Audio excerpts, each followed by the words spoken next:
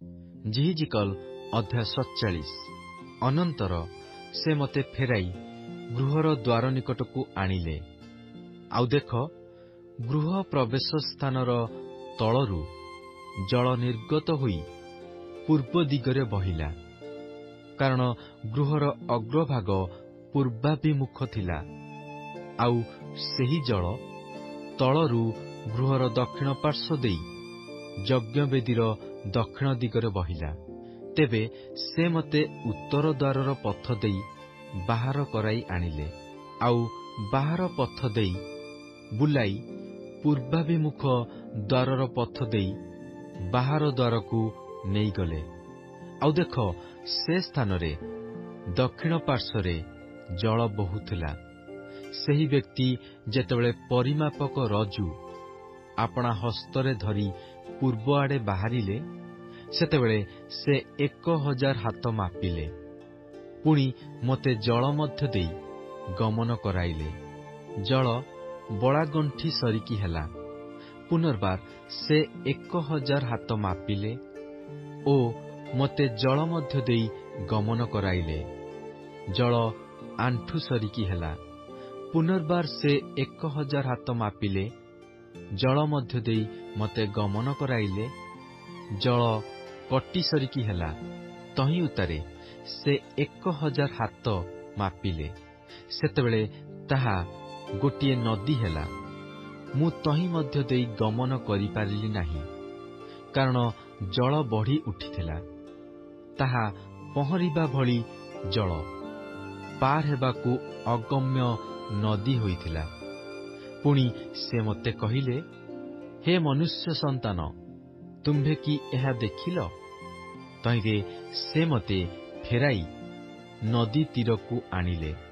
ମୁଁ ଫେରି ଆସିଲା ବେଳେ, ଦେଖ, ନଦୀ ତୀରର ଏ ପାଖରେ ଓ ସେ ପାଖରେ ଅନେକ ଅନେକ ବୃକ୍ଷ ଥିଲା। ତହିଁରେ ସେ ମୋତେ କହିଲେ, ଏହି ଜଳ ସବୁ ପୂର୍ବ ଅଞ୍ଚଳ ଆଡ଼େ ବହୁଅଛି ଓ ତାହା ଗଡ଼ି ଆରବାକୁ ଯିବ, ଆଉ ତାହା ସମୁଦ୍ର ଆଡ଼କୁ ଯିବ। ଯେଉଁ ଜଳ ସବୁ ନିର୍ଗତ ହେଲା, ତାହା ସବୁ ସମୁଦ୍ରରେ ପ୍ରବେଶ କରିବ। ତହୁଁ ସେ ଜଳ ଉତ୍ତମ ହେବ। ପୁଣି ଏହି ନଦୀ ସବୁ ଯେ ସକଳ ସ୍ଥାନ ଦେଇ ବହିବ, ସେ ସ୍ଥାନସ୍ଥିତ ବହୁ ସଂଖ୍ୟକ ଜୀବଜନ୍ତୁ ସବୁ ବଞ୍ଚିବେ ଓ ସେ ସ୍ଥାନରେ ଅପାର ମତ୍ସ୍ୟ ହେବେ, କାରଣ ଏହି ସବୁ ଜଳ ସେ ସ୍ଥାନକୁ ଆସିଅଛି। ଓ ସମୁଦ୍ରର ଜଳ ଉତ୍ତମ ହେବ। ଆଉ ଯେ କୌଣସି ସ୍ଥାନ ଦେଇ ଏହି ନଦୀ ବହେ, ସେ ସ୍ଥାନର ସକଳ ହିଁ ସଞ୍ଜୀବିତ ହେବେ। ଆଉ ତହିଁ ନିକଟରେ ମତ୍ସ୍ୟଧାରୀମାନେ ଠିଆ ହେବେ। ଐନ୍ ଗଦିଠାରୁ ଐନ୍ ଇଗୁଇମ୍ ପର୍ଯ୍ୟନ୍ତ ଜାଲ ପ୍ରସାରିବାର ସ୍ଥାନ ହେବ। ଓ ମତ୍ସ୍ୟ ସବୁ ଶୋ ଶୋ ଜାତି ଅନୁସାରେ ମହାସମୁଦ୍ରର ମତ୍ସ୍ୟନ୍ୟାୟ ସଂଖ୍ୟାରେ ଅତିଶୟ ହେବେ। ମାତ୍ର ତହିଁର ପଙ୍କ ସ୍ଥାନ ଓ ଝିଲଭୂମି ସକଳ ଉତ୍ତମ ହେବ ନାହିଁ।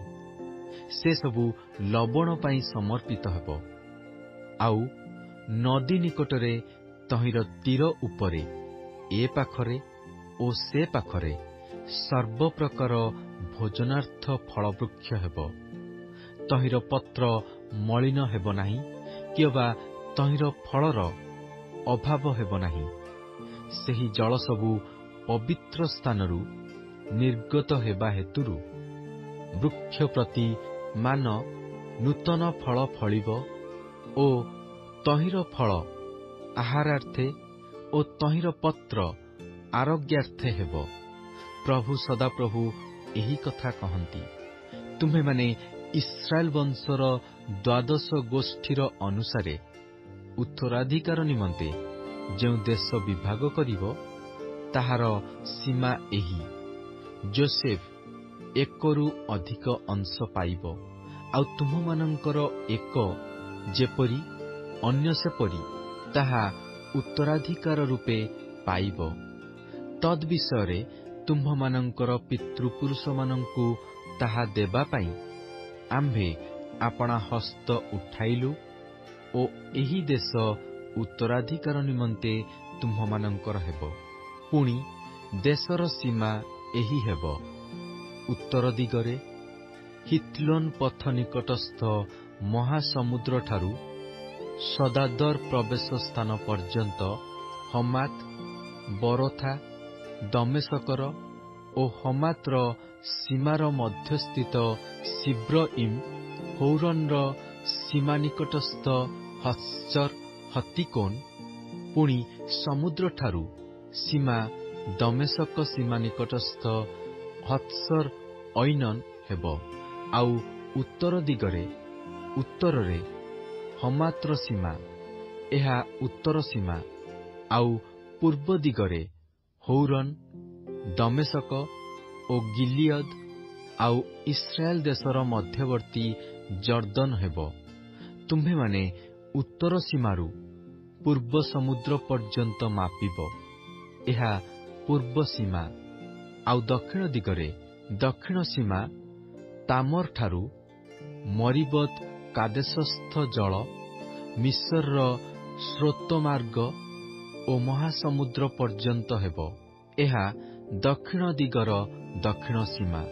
ପୁଣି ଦକ୍ଷିଣ ସୀମାଠାରୁ ହମାତ୍ର ସମ୍ମୁଖ ସ୍ଥାନ ପର୍ଯ୍ୟନ୍ତ ମହାସମୁଦ୍ର ପଶ୍ଚିମ ସୀମା ହେବ, ଏହା ପଶ୍ଚିମ ସୀମା। ଏହି ରୂପେ ତୁମ୍ଭେମାନେ ଇସ୍ରାଏଲର ଗୋଷ୍ଠୀ ଅନୁସାରେ ଆପଣାମାନଙ୍କ ମଧ୍ୟରେ ଏହି ଦେଶ ବିଭାଗ କରିବ।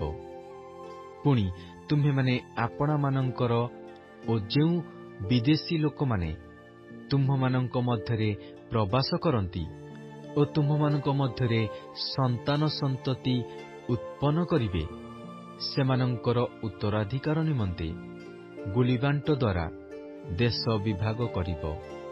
ଆଉ ସେମାନେ ତୁମ୍ଭମାନଙ୍କ ପ୍ରତି ଇସ୍ରାଏଲର ସନ୍ତାନଗଣର ମଧ୍ୟରେ ଗୃହଜାତ ସନ୍ତାନଗଣର ତୁଲ୍ୟ ହେବେ। ସେମାନେ ତୁମ୍ଭମାନଙ୍କର ସହିତ ଇସ୍ରାଏଲର ଗୋଷ୍ଠୀଗଣ ମଧ୍ୟରେ ଉତ୍ତରାଧିକାର ପ୍ରାପ୍ତ ହେବେ। ଆଉ ବିଦେଶୀୟ ଲୋକ ଯେଉଁ ଗୋଷ୍ଠୀ ମଧ୍ୟରେ ପ୍ରବାସ କରେ, ସେ ସ୍ଥାନରେ ତୁମ୍ଭେମାନେ ତାହାକୁ ଅଧିକାର ଦେବ। ଏହା ପ୍ରଭୁ ସଦାପ୍ରଭୁ କହନ୍ତି।